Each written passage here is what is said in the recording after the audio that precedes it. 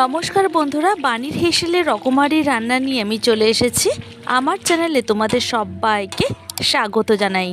আজকে চলে এসেছি স্পেশাল একটা আলুর দমের রেসিপি নিয়ে। এটা তোমরা লুচি, পরোটা, ভাতের পাশাপাশি খিচুড়ি, ফ্রাইড রাইস বা পোলাওয়ের সাথে পরিবেশন করতে পারো। ঠাকুরের ভোগের উদ্দেশ্যে এটা কিন্তু তোমরা খুব সহজে নিবেদন করতে পারো। তাহলে চলো দেরি না করে রান্নাটা শুরু করা যাক। চলে এলাম রান্নার মূল পর্বে। প্রথমেই একটা কড়াই বসিয়ে দিয়েছি গ্যাসের ওপর। এইবার একটা মশলা আমি তৈরি করে নেব। দিচ্ছি এখানে গোটা ধনে। এইবার গ্যাসের ফ্লেমটাকে একদম লোতে রেখে আমি প্রায় 2 মিনিটের মতো ভেজে নেব। এরপরে এর মধ্যে দিয়ে দিলাম গোটা জিরেটাকে এখন 2 মিনিটের মতো ভেজে নেব। এখন এর মধ্যে 2টো তেজপাতা দিয়ে দিচ্ছি, আর তেজপাতাটাকেও মাঝখান থেকে ছিঁড়ে ব্যবহার করলাম। শুকনো লঙ্কা দিয়ে দিচ্ছি 3টে। গ্যাসের ফ্লেমটাকে একদম লোতে রেখে সমস্ত মশলাগুলিকে খুব ভালো করে ভেজে নিচ্ছি। তো এখানে 1 মিনিটের মতো ভেজে নিয়ে গোটা গরম মশলা ব্যবহার করছি। এখানে এলাচ, লবঙ্গ, দারচিনি সবকটি দিয়ে দিলাম অল্প অল্প করে। মশলাটা এখানে যতটা পরিমাণে দরকার হবে ততটাই ব্যবহার করব, আর এক্সট্রা যে মশলা সেটা আমি কিন্তু অন্য রান্নায় ব্যবহার করে ফেলবো। তো এখান থেকে খুব সুন্দর একটা গন্ধ বেরোচ্ছে। এই পর্যায়ে আমি গ্যাসের ফ্লেমটাকে অফ করে দেব। এরপর মশলাটাকে আমি একটা প্লেটে তুলে নিলাম। এখন ওই কড়াইতেই আমি রান্নাটা করে নেব। কড়াইটা গরম আছে। এবার এর মধ্যে দিয়ে দিলাম পরিমাণ মতো সাদা তেল। এখন তেলটাকে কড়াইয়ের চারপাশে এইভাবে একটু স্প্রেড করে দিলাম। তেলটা এখানে খুব ভালো মতো গরম হয়ে যাওয়ার পর দিয়ে দিচ্ছি কেটে ধুয়ে রাখা আলু।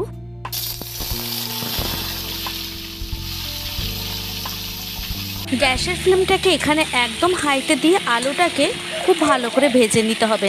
এখানে প্রায় মিনিট 3 মতো আলুটাকে হাই ফ্লেমে ভেজে নিয়ে তারপর এর মধ্যে দিয়ে দিচ্ছি হলুদ গুঁড়ো।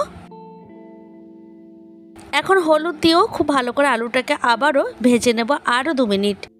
এইভাবে হাতে সময় নিয়ে আলুটাকে ভেজে নিতে হবে, না হলে কিন্তু কাঁচা থেকে যাবে। তো আমি এখানে 5-6 মিনিটের মতো আলুটাকে ভেজে নিয়ে তুলে নিচ্ছি।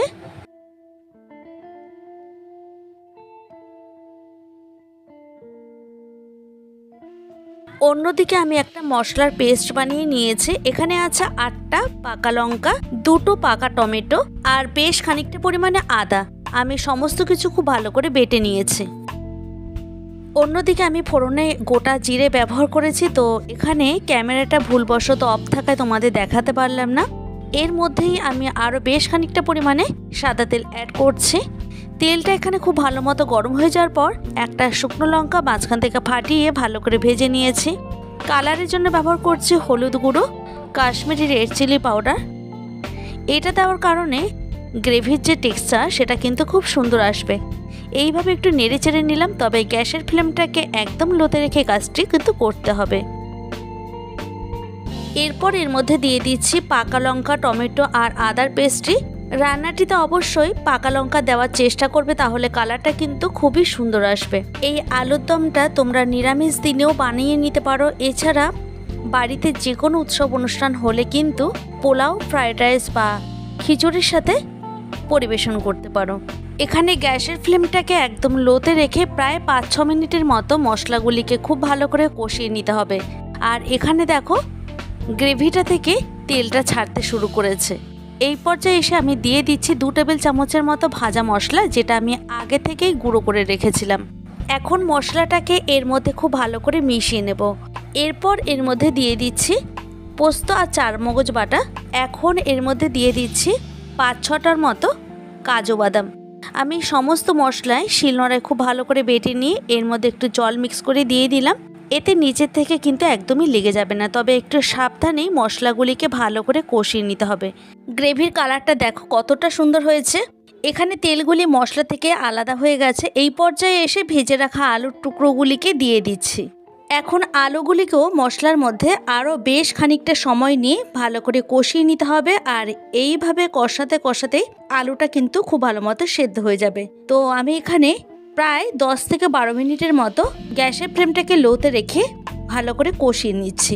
স্বাদের ব্যালেন্সের জন্য দিয়ে দিলাম 1 টেবিল চামচ নুন। এখন নুনটাকে এর মধ্যে খুব ভালো করে মিশিয়ে নিচ্ছি। লুচি, পরোটা, নান সব কিছুর সাথে কিন্তু এটা পরিবেশন করা যাবে।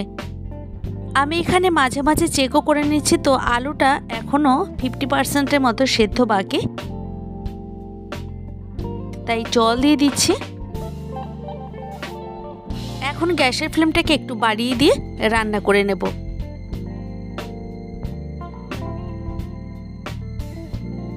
কাল দোল পূর্ণিমা, সেই উপলক্ষে ঠাকুরের ভোগের উদ্দেশ্যে এই রেসিপিটা কিন্তু ঝটপট বানিয়ে নিতে পারো।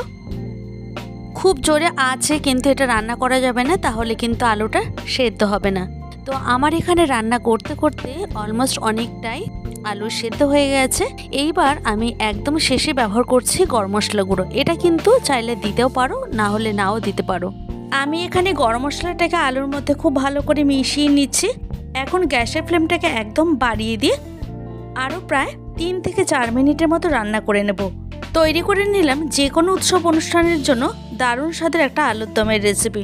এইবার গ্যাসের ফ্লেমটাকে অফ করে দিয়ে একটা সার্ভিং বলে সার্ভ করে নিয়েছি। যদি আমার চ্যানেলে এই ধরনের আরও নিত্য নতুন ভিডিও দেখতে চাও তাহলে অবশ্যই প্রচুর লাইক কমেন্ট শেয়ার করো। তোমাদের একটা লাইক আর একটা কমেন্ট আমাকে আরও নতুন ভিডিও তৈরি করার মোটিভেট করে। দেখা হবে নেক্সট কোনো ভিডিওতে। ভালো থাকবে প্রত্যেকেই, আর তোমরাও সবাইকে ভালো রেখো। আমার পাশে এইভাবে থাকার জন্য তোমাদেরকে অসংখ্য ধন্যবাদ।